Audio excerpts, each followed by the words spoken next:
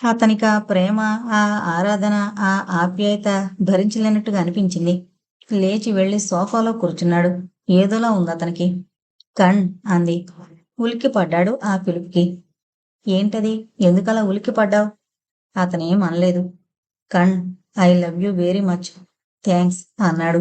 అతనికి ఆ ప్రేమ భరింపరానిదిగా ఉంది. కొన్ని క్షణాలు నిశ్శబ్దంగా గడిచిపోయాయి. అతను ఆమెను సూటిగా చూడలేకపోతున్నాడు. ఏదో జంకు, ఏదో బెరుకు, ఏదో చెప్పరాని భయం. ఆమె సూటిగా చూస్తుంది అతన్నే. కోమలి, ఏం మీకక్క గుర్తుకొస్తుందా? అవాక్కయిపోయాడతను. ఓ నిమిషమాగి కోమలి అన్నాడు బరువుగా. What sir? నువ్వెందుకలా మాట్లాడతావ్? ఏమన్నాను స్వామీజీ? అక్క గుర్తుకొస్తుందా అని అడిగాను తప్ప భర్తకి భార్య గుర్తుకు రాకుండా ఉంటుందా? అందులో నీలాంటి భర్తకి. అయినా మీకు భార్య ఎప్పుడూ గుర్తుకొచ్చేది తెలియకపోవచ్చు. కానీ ఆ మాత్రం ఊహించలేనా? ఆమె నిర్భయత్వానికి, నిజాయితీకి, సూటిగా బాణం నాటినట్టు మాట్లాడే తీరుకి అతను ఆశ్చర్యపడ్డాడు, మెచ్చుకున్నాడు. ఆమెని అలా జయించలేను అనుకుని భోంచేద్దామా అని అడిగాడు. యువర్ ఆర్డర్ అంది నవ్వుతూ. త్రుళ్ళుతూ కేరింతలాడుతూ ఉంటుంది కోమలి ఎప్పుడు. చమత్కారంగా చలాకీగా ఉండే ఈ పిల్లలో విషాదం పాళ్ళు ఉన్నాయంటే ఎవరు నమ్ముతారు అనుకున్నాడు. ఇద్దరూ కబుర్ల మధ్య భోజనాలు ముగించారు. భోజనాలయ్యాక ఇద్దరూ చెరో మంచంపై వాలిపోయారు. ఇది బావుంది కదూ? ఏంటి? ఎవరికో వండని అన్నం, వడకని వస్త్రం అన్నారట. అలాగే ఇలా లాడ్జిల్లో దిగితే కట్టని ఇల్లు, వండని భోజనం, పెట్టని సర్వెంట్సు కదూ? అఫ్కోర్స్ డబ్బులు ఖర్చవుతాయనుకో. అయినా ఈ రోజుల్లో డబ్బు ఖర్చు కాందే ఏమొస్తుంది? ఆఖరికి తాగే నీళ్ళకు కూడా పన్ను కడుతున్నామాయే. అతనేం అనలేదు. ఎందుకో అలసటగా ఉంది. మంచం కొద్దిగా గోడవైపు లాక్కుని పడుకున్నాడు. పైకప్పు వంక చూస్తూ ఎప్పుడో నిద్రపోయాడు. టేబుల్ లైట్ వెలిగించుకుని మిహారకులుడు చదువుతూ ఉండిపోయిన కోమలి అతన్ని గమనించలేదు. చదువులో మునిగిపోయింది. సుమారు 11 గంటల ప్రాంతాన పుస్తకం పక్కన పెట్టి లైట్ ఆర్పబోతున్న కోమలి అతని వైపు చూసింది. ప్రశాంతంగా పసిబిడ్డలా నిద్రపోతున్నాడతను. ఏ చికాకులు లేని వ్యక్తులు నిద్రపోతూ ఉంటే వాళ్ళ ముఖాల్లో దేవతలు కనిపిస్తారట. ఎంత హాయిగా నిద్రపోతున్నాడు. అవును, అతనికేం ప్రాబ్లమ్స్? అయితే గీతే తనే ప్రాబ్లం పాపం. తన వల్ల అతను జీవితంలో చాలా సుఖాల్ని కోల్పోతున్నాడు. మంచం మీద నుంచి లేచి వెళ్లి చూసింది. You are beautiful. I like you. Brave man. I love you. తనలో తాను అనుకున్నట్టుగా అంది. ఒక్క క్షణం ఎర్రగా, అందంగా, గులాబీ రేకుల్లా మృదువుగా చిన్నగా ఉన్న అతని పెదాల్ని ముద్దు పెట్టుకోవాలనిపించింది. తీగలా ముందు కొంగింది. చప్పున ఆగింది. బలవంతాన ఆ కోరికే అణుచుకుని డ్రెస్ మార్చుకుని పడుకుంది. తన మంచం అతని మంచానికి ఆనించింది. ఆలోచనల్ని దూరం చేసుకుంది. ఎప్పుడో నిద్రలోకి జారిపోయింది. హఠాత్తుగా మెలకువైంది. కళ్ళు విప్పి చూశాడు కళ్యాణ్. పైన సీలింగ్ ఫ్యాన్ తిరుగుతోంది వేగంగా. గుండెపై ఏదో బరువుగా అనిపించింది. నిదానించి చూస్తే కోమలి చెయ్యి. తామరతుడులా సుకుమారంగా ఉండే ఈ అమ్మాయి చెయ్యి ఎందుకింత బరువుగా ఉంది? ఓహో, పరాయి వస్తువు ఇంత బరువు కాబోలు అనుకున్నాడు. మెల్లగా ఆ చెయ్యి తీసేసి కూర్చున్నాడు. తను మంచం దూరంగా జరుపుకుని పడుకుంటే ఆమె మరీ దగ్గరగా లాక్కుని పడుకుని తనపై చెయ్యి వేసుకుని పడుకుందే అనుకున్నాడు. తాను దూరంగా వెళ్లాలనుకునే కొద్దీ ఆమె దగ్గరికి రావడానికి ప్రయత్నిస్తోంది. చిత్రం. ఆమె హాయిగా నిద్రపోతోంది. తన నిద్ర చెడింది. అటు చూశాడతను. నైటీలో చాలా మనోహరంగా కనిపించింది. ఉల్లి పొరలాంటి ఆ దుస్తుల్లో వాటి చాటున ఆమె తను సౌందర్యం లేమబ్బు చాటు వెన్నెల వరదలా ఉంది. కళ్ళు టప్టప్లాడించి మూసుకున్నాడు. మూసుకున్న క్షణకాలం కళ్ళ ముందు ఆమె రూపే నిలిచింది. తర్వాత చిత్రంగా అంతలో ఆమె రూపు మాయమై కమల ముందు నిలిచింది. తీయగా నవ్వుతోంది. టక్కున కళ్ళు తెరిచాడు. తీర్చిదిద్దిన శిల్పంలా కమల ఎదురుగా నిల్చుని నవ్వుతోంది. అరే, ఎప్పుడొచ్చావు కమల? ఇప్పుడే, అరసెకను క్రితం. కూర్చో. నిల్చున్నావేం? నేనెందుకిక? పక్కలో పడుకోబెట్టుకున్నారుగా. కమల. కమల అని కాదు, కోమలి అని పిలుచుకోండి కాన్. ఎందుకలా అపార్థం చేసుకుంటావు? ఈ 3 నెలలుగా ఆమెతో తిరుగుతున్నాను. కానీ ఒక్కసారైనా ఆమెను ముట్టుకోలేదు. ఆఖరికి ఆమె బయట కొంగునైనా స్పృశించలేదు. ఆ మాటలకి మృదువుగా నవ్వింది కమల. అదే అదే నేనంటోంది సార్. ఆ అమ్మాయితో మీరు కూడని పలకరాని సంబంధం ఉన్నా నేనంతగా విచారించేదాన్ని కాదు. అలాంటివి ఏనాడో ఓనాడు పుట్టుకుని తెగిపోతాయి. కానీ కళ్యాణ్, మీరు ఈ 100 నాళ్లుగా ఆమె చిటికన వేలినైనా ఆ భావంతో స్పృశించలేదంటే ఆమెపై మీకెంత గౌరవం ఉందో, ఆమెని ఎంతగా ఆరాధిస్తున్నారో నేను గ్రహించుకోగలను. మీకు ఆమె శరీరం అక్కర్లేదండి. ఆమె మనసు, ఆమె ప్రేమ కావాలి. అవునా? అందుకే నేను భయపడుతున్నాను. శత్రువుని గురించి భయపడాలి. కానీ స్నేహం చాటున రగిలే పగని చూసి ఇంకా భయపడాలి. ఇది అలాంటిదే. చప్పున వెళ్ళిపోయింది కమల. ఉలిక్కిపడ్డాడు కళ్యాణ్. సరిగ్గా అప్పుడే టెలిఫోన్ మోగింది. తల విదిలించుకుని పరిశీలనగా చూస్తే కమల లేదు. ఎక్కడ కమల? ఇంతదాకా తనతో మాట్లాడి పోట్లాడిన కమల ఎక్కడికి వెళ్ళిపోయింది? కళ్ళు నులుముకొని మరోసారి చూశాడు. వేసిన తలుపులు వేసినట్టే ఉన్నాయి. ఎలా వచ్చింది కమల? ఉహుం, కమల రాలేదు. అదంతా తన భ్రమ. గదిలోకి రావడానికి తలుపులడ్డం కానీ మదిలోకి రావడానికి తలుపులెప్పుడూ సిద్ధమే కదా. అదంతా తన భ్రమ. కేవలం తన మనసు కల్పించుకున్న చిత్రం. తన మనసుకి మమతకి జరిగిన సంఘర్షణ. తనకు కోమలిపై ప్రేమ పెరుగుతోందా? మనసులో ఆమెకి స్థానం కల్పిస్తున్నాడా? కోమలి వైపు చూశాడు దీక్షగా. సరిగ్గా ఆ సమయంలో కోమలి నవ్వింది. కేవలం అమృతం తాగిన వాళ్లే అంత అందంగా నవ్వగలరు అనిపించింది. ప్రశంసాపూర్వకంగా చూశాడు ఆమె వైపు. టెలిఫోన్ మళ్లీ మళ్లీ మోగసాగింది. విసుక్కుంటూ వెళ్లి ఫోన్ ఎత్తాడు. సారీ ఫర్ ద డిస్టర్బెన్స్, మీకు ట్రంక్ కాల్ అన్నాడు రిసెప్షనిస్టు. కనెక్షన్ ఇవ్వండి అన్నాడు చిరాగ్గా. ఈ సమయంలో తనకి ఎక్కడిది కాలు అనుకున్నాడు. కొన్ని క్షణాల తర్వాత హలో అన్నారు అట్నుంచి. హలో, నేను కళ్యాణ్ని. బాబుగారు ఆదుర్దాగా పిలిచింది ఆయా కుముదం. కుముదం గొంతు గుర్తుపట్టాడు. ఏంటాయా? బాబుగారు, పెదబాబు గారికి హార్ట్అటాక్ వచ్చింది. చాలా బాధపడుతున్నారు. పోటు ఆగాగి వస్తోంది. చాలా ప్రమాదం అన్నారు. డాక్టర్ బాబు వచ్చి ఇక్కడే ఉన్నారు. మిమ్మల్ని అమ్మాయి గారిని వెంటనే బయలుదేరి రమ్మంటున్నారు. గాదిగాదికంగా కంగారుగా గబగబా చెప్పింది కుముదం. ఆ వార్త వినగానే కళ్యాణ్ మతిపోయినట్లయింది.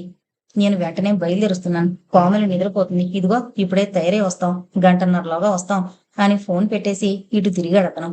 మనసులోని గాబరానంతా అణుచుకుని కోమల వైపు చూశాడు. ఒకవేళ ఫోన్ శబ్దానికి లేచిందేమోనని అతని భయం. కాని హాయిగా నిద్రపోతోంది కోమలి. నిద్రలోనే నవ్వుతోంది కులాసాగా.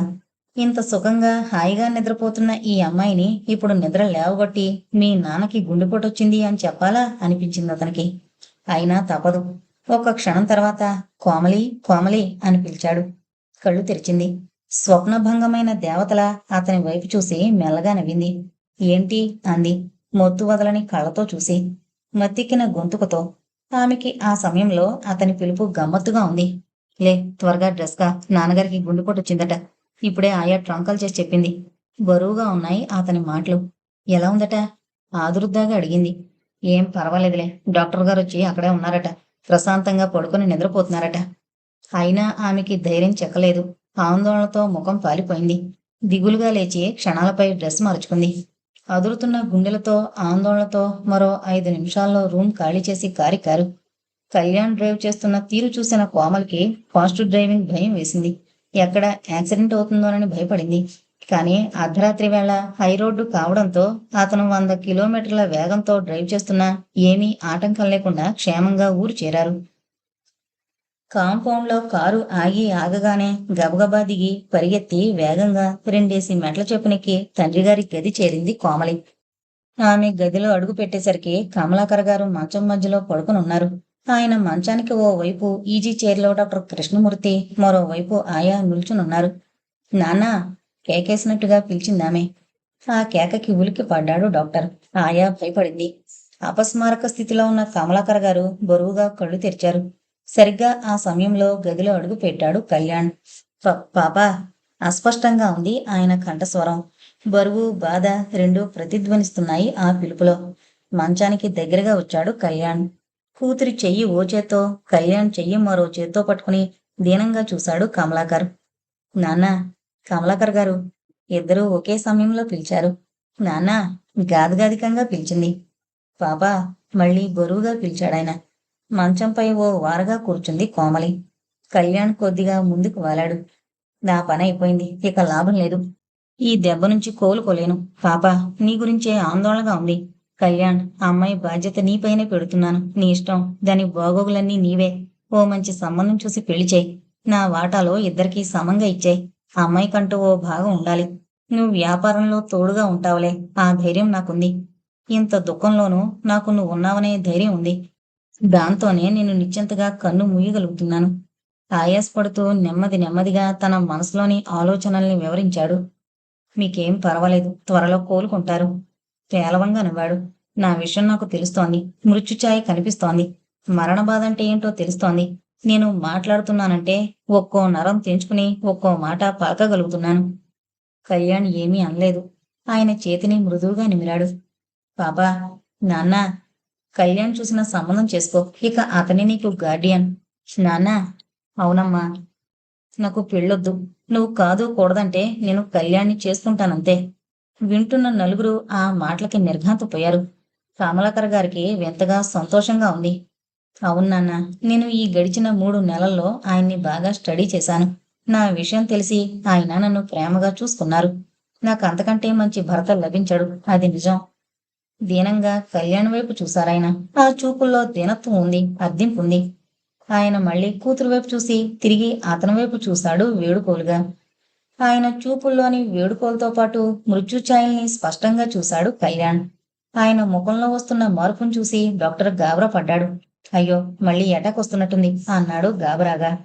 మూసుకుపోతున్న కనురెప్పల్ని బరువుగా ఎత్తి చూస్తూ కళ్యాణ్ వైపు, అదంతా తన ఆఖరి అభ్యర్థన అన్నట్టుగా చూసి, తర్వాత కూతురు వైపు, అదే తన ఆఖరి చూపు అన్నట్టుగా చూసి, బలహీనమవుతున్న చేతులతో ఇద్దరి చేతులు కలిపాడాయన. తర్వాత కనురెప్పలు మూతబడ్డాయి. అందరూ నిశ్చేష్టులై చూడసాగారు. కొన్ని క్షణాల తర్వాత చేతులు నిస్సహాయంగా వాలిపోయాయి.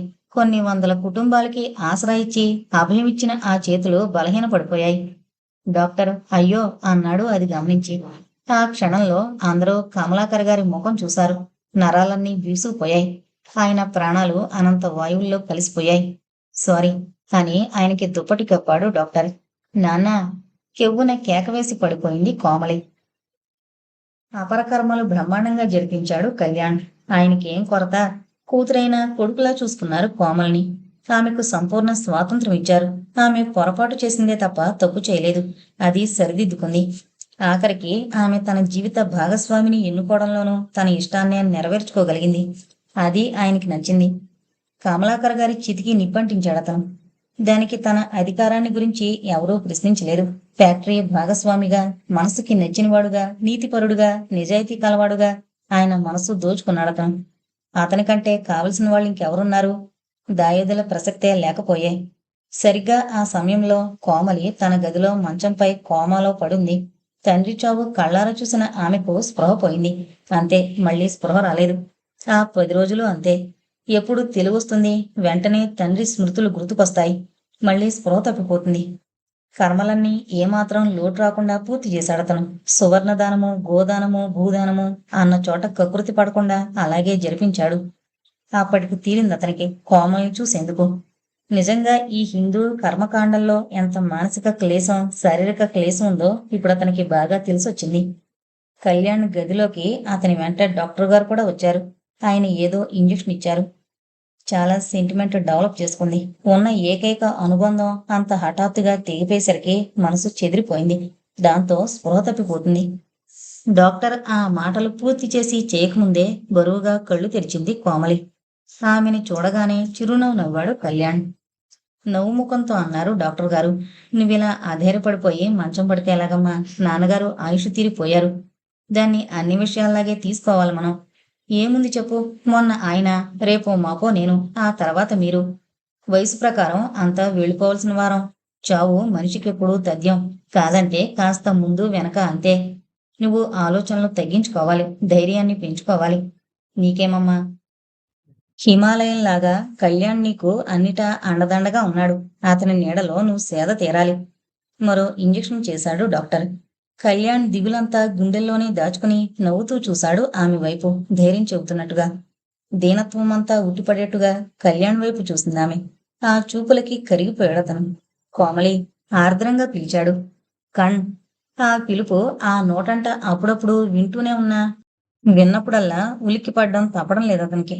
చేయి చాచిందామె. ఆమె చేతిని తన చేతిలోకి తీసుకున్నాడతను. ఆమె కళ్ళ నిండా నీళ్లు. అతను సున్నితంగా చూస్తూ తుడిచి, లే, మొహం ఎలా వడలిపోయిందో చూసుకో. మొహం కడుక్కుంది గాని పద. ఇలా అయితే ఎలా? ఎంత ఆస్తి, ఎంత సంసారం, ఎంత వ్యాపారం అన్నీ చూసుకోవద్దు అన్నాడు సున్నితంగా, మందిస్తున్నట్టుగా, తన సహజమైన చిరునవ్వు మాయకుండా. జీవం లేనట్టుగా నవ్విందామె. నువ్వు ఉన్నావుగా అన్నింటికీను. నువ్వు ఉంటేనే నేనున్నట్టు. నువ్వు లేనిది నేనెవర్ని? నువ్వు నేను ఒకటే. నేనే నువ్వు, నువ్వే నేను. అలాగే కాదన్నానా? నవ్వుతూ అన్నాడు. మరింకేం? అయినా నువ్విలా మంచం పట్టుకుని ఉండకూడదు. వెనకటి కోమల్లాగే హెల్దీగా ఉండాలి. తుళ్ళుతూ, నవ్వుతూ, నవ్విస్తూ ఉండే నువ్వు ఇలా ఉండిపోతే ఎలా ఉంటుంది నాకు? నవ్విందామె. జీవకళొచ్చిన ఆమె ముఖం చూసి ఆయా తృప్తిగా నిట్టూర్చింది. ఆమెకి చాలా సంతోషంగా ఉంది. డాక్టర్ బాబు గారు కూడా గాఢంగా నిశ్వసించారు. లేచి బాత్రూంలోకి వెళ్ళింది కోమలి. కిందకి వెళ్ళాడు కళ్యాణ్. ఆయా, ఈ విషయం మన నలుగురు మధ్య ఉండాలి. జాగ్రత్త. ఆమె కళ్యాణ్ని పెళ్లి చేసుకున్నట్టు ఇప్పుడే తెలియకూడదు లోకానికి. సమయం వచ్చినప్పుడు వెల్లడిద్దాం అన్నాడు డాక్టర్ కృష్ణమూర్తి. బాబుగారు, కోమలి నా కడుపున పుట్టకపోయినా నా బిడ్డలా పెంచాను. ఈ రహస్యం నాతోనే సమాధవుతుంది అంది ఆయా దృఢ స్వరంతో. ఆ కంఠంలో ఆ కుటుంబం అంటే ఉన్న విశ్వాసం, కమలాకర్ గారంటే ఉండే గౌరవం, కోమలంటే ఉండే ప్రేమ ప్రతిధ్వనించాయి. "ఉమ్, అదే నేననిదీను." ఏమిటంటున్నారు డాక్టర్? బాత్రూం నుండి వస్తూ అడిగింది కోమలి. ఆ ప్రశ్నకి క్షణకాలం తడబడ్డారు డాక్టర్. ఏం లేదమ్మా, నీ గురించే అని ఆమెను చూసి గాబరాగా ఏంటమ్మా అలా తడబడుతున్నావ్ అని అడిగారు. ఎందుకో నడుం కింద భాగమంతా చలనం కోల్పోతున్నట్టుగా బరువుగా ఉంది. అడుగు తీసి అడుగు పెట్టాలంటే నరక యాతనగా ఉంది. ప్రాణం పోతున్నంత బాధగా ఉంది అంది. ఆమె ముఖంలో బాధ ప్రస్ఫుటంగా కనిపిస్తోంది. షాక్ అయ్యాడు డాక్టర్. అంతలో కిందకి వెళ్ళిన కళ్యాణ్ లీడర్ గారితో సహా తిరిగొచ్చాడు. That's good. ఇప్పుడెలా ఉన్నావో చూడు అన్నాడతను. నవ్వింది కోమలి. నాన్నగారి పేరున్న షేర్స్, బాండ్స్, బ్యాంక్ అకౌంట్స్ అన్నీ నీ పేర ట్రాన్స్ఫర్ చేయించడానికి ప్లేడర్ గారిని పిలిపించాను. నువ్వు ఈ పేపర్స్ పై సంతకం చేస్తే కోర్టులో దాఖలు చేస్తారాయన. "ఉమ్," అంది నిర్లిప్తంగా. ప్లేడర్ గారు అందించిన కాగితాలపై సంతకాలు చేసింది. ప్లేడర్ గారు అవి తీసుకుని వెళ్ళిపోయారు. తర్వాత కోమల్ని పరీక్ష చేసిన డాక్టర్ గారు కళ్యాణ్ని ఓ పక్కగా తీసుకెళ్లి రహస్యంగా చెప్పాడు. కళ్యాణ్, ఈ విషయం చాలా ఘోరమైంది. అయినా చెప్పక తప్పదు. ఆ రోజు కమలాకర్ గారు పోయిన షాకులో కోమలి నర్వ్స్ బాగా దెబ్బతిన్నట్టుగా ఉన్నాయి. ఆమెకి పూర్తి విశ్రాంతి అవసరం. ఎంతైనా జాగ్రత్తగా ఉండాలి. న్యూరో సర్జన్ కి, ఆర్థోపెడిక్ స్పెషలిస్ట్ కి చూపిద్దాం. అయినా నడుం కింద భాగమంతా పనిచేయకపోవచ్చు. ఇది నా అనుమానమే. అయినా అది నిజమైతే కొన్నాళ్ళకి పెరాలసిస్ వచ్చి ఆమె కాళ్ళు పడిపోవచ్చు. అప్పుడు మనమేం చేయలేం.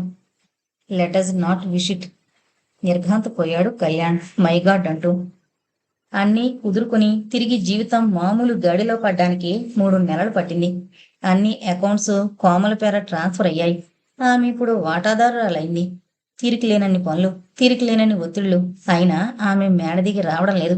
అలాగే మంచంపై పడుకునే అన్ని పనులు కళ్యాణ్ ద్వారా చేయిస్తోంది. ఎవరూ ఆమెని కలవడానికి వీల్లేదు. కనీసం ఫోన్లోనైనా పలకరించకూడదు. ఫ్యాక్టరీకి, బిజినెస్ కి సంబంధించిన అన్ని వ్యవహారాలు కళ్యాణే పూర్తిగా చూసుకుంటాడు. అన్నింటా అతందే ఫైనల్ డిసిషన్. ఏనాడు ఫ్యాక్టరీ విషయాలు చూసుకునేందుకు రాని కమల్ హాసన్ కూడా కమలాకర్ పోయడం తెలియగానే హుటాహుటిన హెలికాప్టర్లో బయలుదేరొచ్చాడు. ఆయనంతగా షాక్ అయ్యాడంటే అతను హార్ట్అటాక్తో పోతాడు అన్నంతగా అప్సెట్ అయ్యాడు. అతనొచ్చినప్పుడు ఓదార్చేందుకు కోమలి కోమాలో ఉంది. కనీసం సానుభూతి తెలిపేందుకైనా వీలు లేకపోయిందే అని విపరీతంగా బాధపడ్డాడు.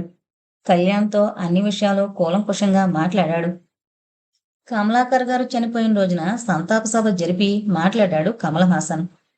ఫ్యాక్టరీ విషయాలు, బ్రాంచి ఆఫీసు వ్యవహారాలు, కొత్తగా ప్రారంభించబోతున్న ఇండస్ట్రీ విషయాలు అన్నీ చర్చించాడు. తమతో ఇతోధికంగా వ్యవహరించవలసిందిగా, ఉద్యోగుల్ని సహకరించవలసిందిగా కార్మికుల్ని కోరాడు. చనిపోయిన పెద్దయ్య గారి ఆత్మ శాంతి కోసం తన టెక్స్టైల్ ప్రొడక్ట్స్ లో పంచెల చాపు, చొక్కా గుడ్డ, పైపంచ అందరికీ పంచే ఏర్పాటు చేయిస్తానన్నాడు. దానాల రోజు అందరికీ అందే ఏర్పాటు చేసి వెళ్ళాడు. అప్పుడొచ్చింది కమల్నాథన్ వ్యవహారం. ఒక విధంగా ఆయనంత హఠాత్తుగా పోవడానికి కారణం అతడేనని చెప్పాడు. ఆయా కుముదం తనతో చెప్పిన విషయాలన్నీ చెప్పాడు. బలహీనంగా ఉండే గుండె మీద దెబ్బ కొట్టాడు అన్నారు. అతడిని డిస్మిస్ చేయడానికి వీల్లేని కొన్ని పరిస్థితులున్నాయని వివరించాడు. ఓస్, ఇంతేనా? నేను క్షణంలో సాల్వ్ చేస్తాను అన్నారాయన. ఆయన ఒక్కడే ఆఫీస్ రూంలో కూర్చుని కమల్నాథన్ని పిలిపించాడు. ఆయనకి అతని వర్క్ నచ్చిందని, అతనిలాంటి చాకచక్యం గల మనిషి ఇలా చిన్న ఫ్యాక్టరీకి మేనేజర్గా ఉండడం ఇష్టం లేదని అన్నాడు. ఏం చేయను సార్, ఎంత చేసినా ఇక్కడ గుర్తింపు లేదు. అతని మాటలు విని వాడు ఎలాంటి వాడో అర్థం చేసుకున్నాడాయన. అందుకే నిన్ను మన ఈ ఫ్యాక్టరీ నుంచి తప్పిస్తున్నాను అన్నాడు. నిర్ఘాంతపోయాడతను. కానీ నేను స్వతంత్రంగా మలేషియాలో ప్రారంభించబోయే ఓ ఇండస్ట్రియల్ ఎస్టేట్కి నిన్ను ఎండీగా పంపాలనుకున్నాను. ఆ మాటలకి అతనెంతో సంతోషించాడు. కానీ ఊరు విడిచి వెళ్ళడానికి సుతారాము ఒప్పుకోలేదు. కానీ ఆయన అఖండుడు. ఎలాగైతేనే ఆఖరికి అతన్ని ఒప్పించగలిగాడు. పాము ఎంత సాధువైనా తన విషం కక్కక మాందు. ఎంత పెంపుడు జంతువులా చూసుకున్నా అది ఎప్పుడో ఒకసారి కాటువేయకపోదు. వెళుతూ వెళుతూ కమల్నాథన్ అదే చేశాడు. శివం, నువ్వు పట్టాలనుకున్న పిట్ట జారిపోయింది. అది తెలివిగా తప్పుకుంది. దాన్ని మరొకడు పట్టాలనుకుంటున్నాడు. దాదాపు పట్టేశాడు. అదిప్పుడు కాళ్ళు తెగిన పక్షి అయిపోయింది. ఇప్పుడు బ్లాక్మెయిల్ చేశావా, నీ యోగం పండుతుంది అనుకున్నాడు. అసలే వాడు వెధవ. డబ్బు కోసం వెంటపడ్డాడు. కోమలి మనసు పాడు చేశాడు. అంతేకాని మభ్యపెట్టలేకపోయాడు. తర్వాత అతను వెంటబడిన కీరవాణి కూడా త్వరలోనే మేలుకొని వాణ్ణి దూరం చేసేసింది. ఇప్పుడు అతను ఒక విధంగా ఫూల్ అయ్యాడు. అంచేత చొప్పున కమల్నాథన్ మాట విన్నాడు. కాని కళ్యాణ్ కోమలి చుట్టూ ఏర్పరిచిన భద్రత వాణ్ణి కాంపౌండ్ గేటు దాటి రానివ్వలేదు. ఆమె కోసం ఫోన్లో ప్రయత్నిస్తే ఏ పిలుపు ఆమెకి చెక్కు కాకుండా వెళ్లకుండా ఉండడంతో అది వ్యర్థమైంది. అతను నిరాశతో వదిలేశాడు. ఆఖరికి రాసిన ఉత్తరానికి కళ్యాణ్ ఘాటుగా సమాధానమిచ్చి ఇకపై బుద్ధిగా ఉండకపోతే కోర్టుకి లాగుతానని రాయడంతో ఆ విధంగా కోమలిని అరచేతిలో ముత్యంలా భద్రంగా చూసుకున్నాడు కళ్యాణ్.